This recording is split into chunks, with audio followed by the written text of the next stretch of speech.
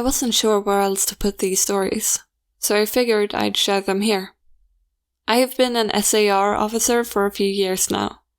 Along the way, I've seen some things I think you guys will be interested in.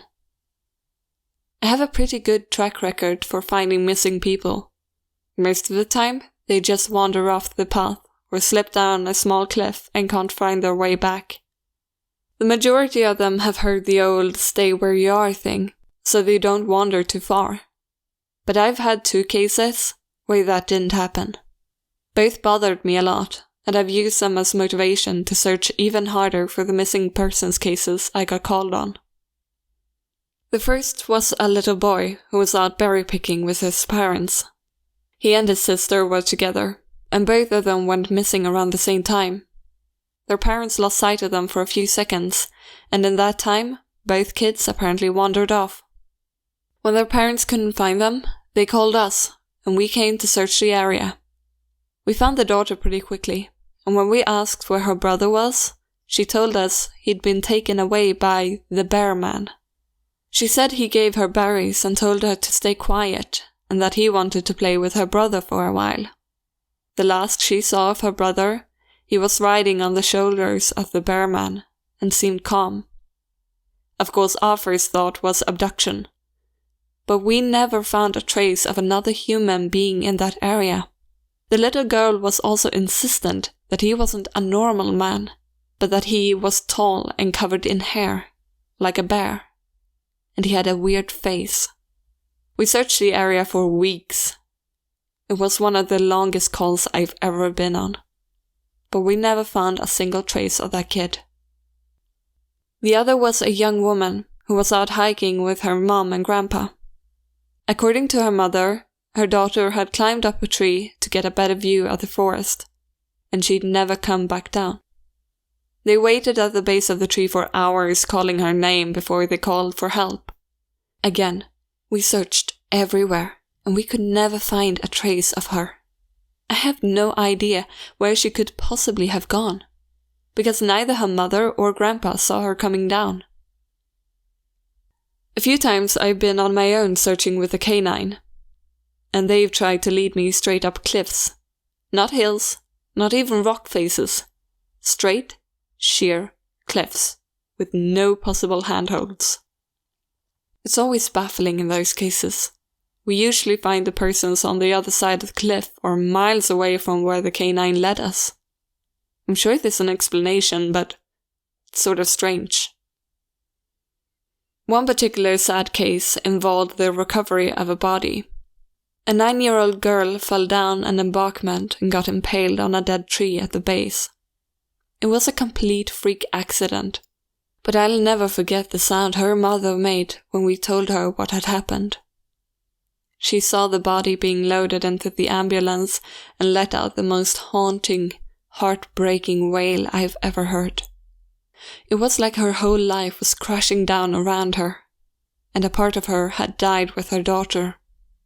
I heard from another SAR officer that she killed herself a few weeks after it happened. She couldn't live with the loss of her daughter.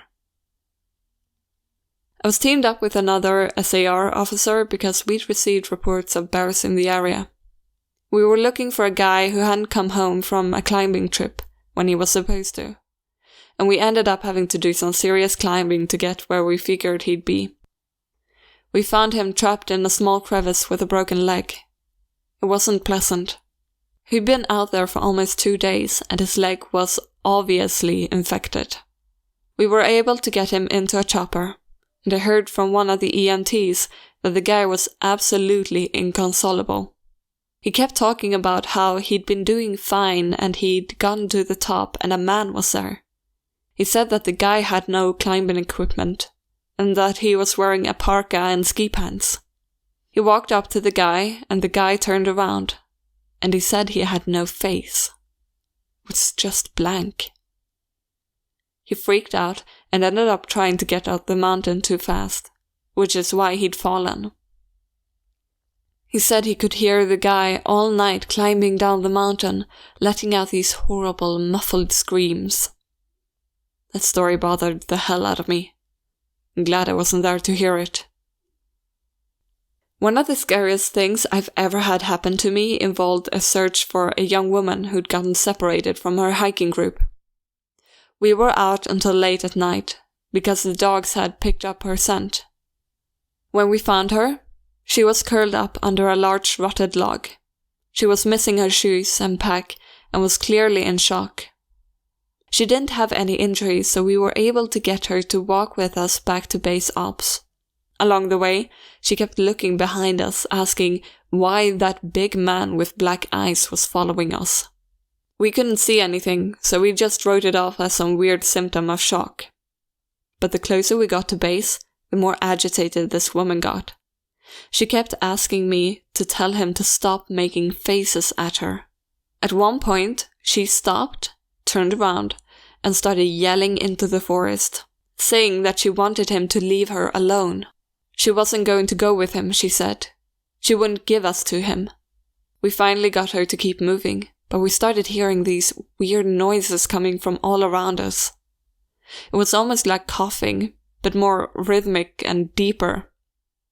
It was almost insect-like. I don't really know how else to describe it. When we were within sight of base ops, the woman turned to me, her eyes about as wide as I can imagine a human could open them. She touches my shoulder and says, "He says to tell you to speed up. He doesn't like looking at the scar on your neck."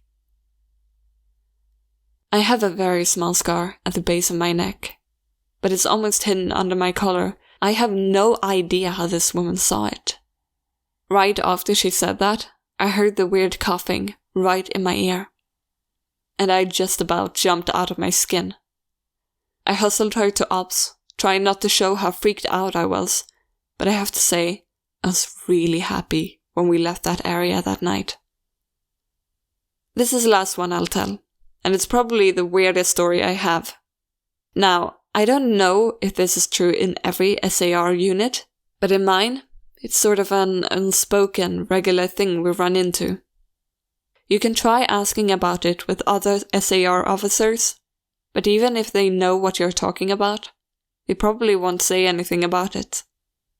We've been told not to talk about it by our superiors, and at this point, we've all gotten so used to it that it doesn't even seem weird anymore.